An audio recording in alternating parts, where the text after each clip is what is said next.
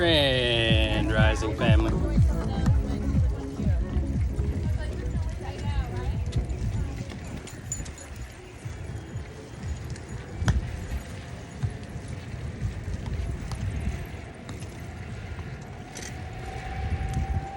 Yeah, I saw a post today, and I could feel the sentiment, right? And hopefully by now, and I have barely gotten started, but you can start to gather that from my early experiences. And remember, this is way before that AI was the boogeyman. I was made aware of the negative sentiment against the automation that I was creating. Just from simplifying and becoming more efficient, right? Brought a lot of negative attention, a lot of hate, a lot of jealousy, envy, greed, and it's funny because a lot of times it's the people closest to you, it's not the people out in the public square, right? They're happy for you, or they see the value you're adding. They're thinking of ways of how they can leverage you, how they can take what you're doing and use it for their own advantage, right? Which is great. It's what everybody should be doing. A lot of times the people closest to you, they want to see you fall, right? It's just the way it is, they want to bury you in a ditch, but they don't realize that, they're burying a seed. And every time that they do that, they're just, they're projecting their own insecurities into the world.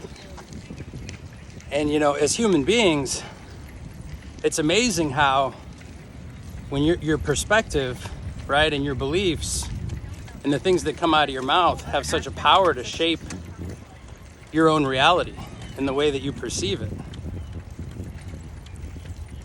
So, a lot of the power is in the mind. When Sweet Pea was a little girl, little baby puppy girl, she trained me. She had a couple accidents, but I didn't get mad at her. I thought to myself, oh, maybe I'm the one, right? So I changed my thing around, and that was it, right? She was just doing what came natural, but it was a result of my own actions.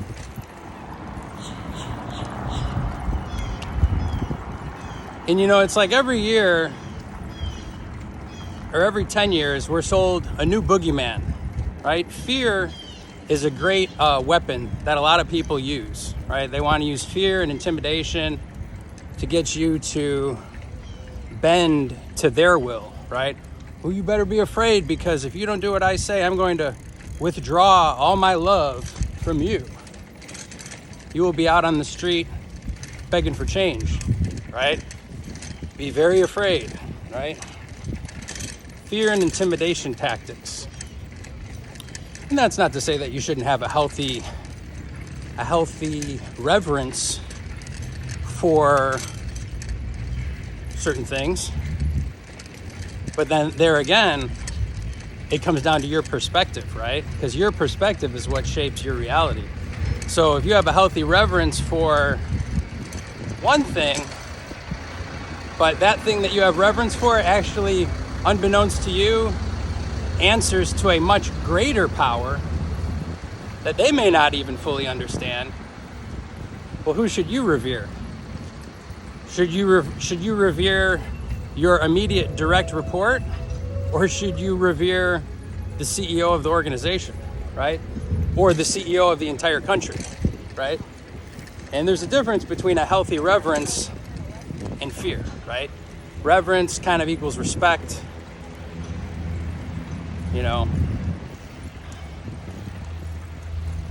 And, we've lost that, I think, in today's world.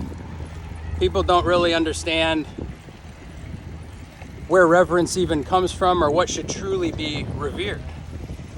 We're all chasing like counts and follower counts. And how do those things, how do follower accounts and likes grow? Well, you have to have a message that appeals to the masses, right? You understand that there's very, very few people in the world. You know, think about how many Cisco certified internet experts there are in the entire world, okay? Think about that for 1 minute. It's probably pretty easy to figure out. Just ask your AI, right? Okay, now out of that group of individuals, what subset of that group are automation experts? You know, when I first started automating things, they told me, oh, you're not a network engineer, you're a software developer. You know, they tried to put me in that box, right? But here's the thing, I can't be put in a box. It's impossible to define me like that. And then, you know, what else would they say? Oh, you're not really a software developer, you're just a network engineer, right? So they come at it from the other angle, try to put me in the box that way. Okay. Not even realizing the whole time that the only person who loses out in that transaction is them. I have lost nothing, right? Because it doesn't define me. These are all things inside of their mind that they're projecting into their world, right? Maybe it's from fear and insecurity. I don't know. Maybe it's just a healthy reverence. Maybe they want to look out for me, right? Just trying to help, right? Just trying to help me excel and grow, right? Because that's exactly what they would want, right? See, the thing that you have to kind of think about is, you know, I wasn't in those conversations. I wasn't privy to those between my old boss and his boss, but he may have been telling his boss, you know, for 5 years, well, there's no way we can back up the configs on these Nortel switches. It's impossible. You know, they're too hokey, or the interface sucks, or, you know, it's a computer bug. His building, you know, is always how the feature isn't there. You know, and a lot of engineers have this ability. It's kind of like in politics, you call it a filibuster. They have this ability to use all these clever words and tactics to kind of prop themselves up. And to me, when I hear it, I just hear pretentiousness, right? I hear somebody trying to assert more value than is actually really there. You know, and I see a lot of additional unnecessary complexity, you know, where they can kind of maneuver and dance around and kind of create an atmosphere of reasonable doubt, right? Because here's the thing, none of it has to be true. If they can just put a little tinge in the air that there's some reasonable doubt that, you know, it's possible that this thing is never going to work and we're just going to have to deal with this forever, right? Oh, okay, you know, you're the expert, right? That's what his boss probably said to him. I'll let you handle it.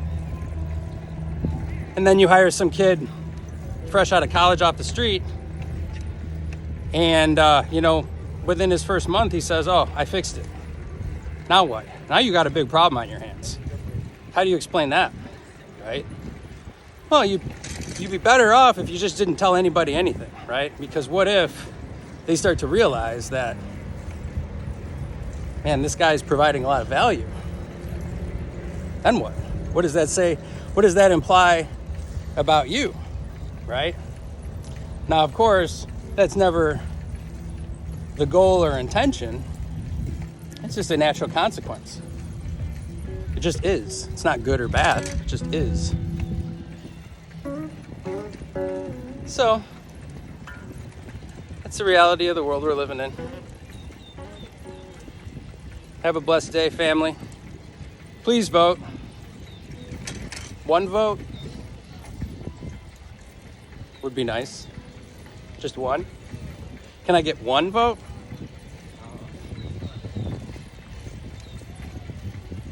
It's okay.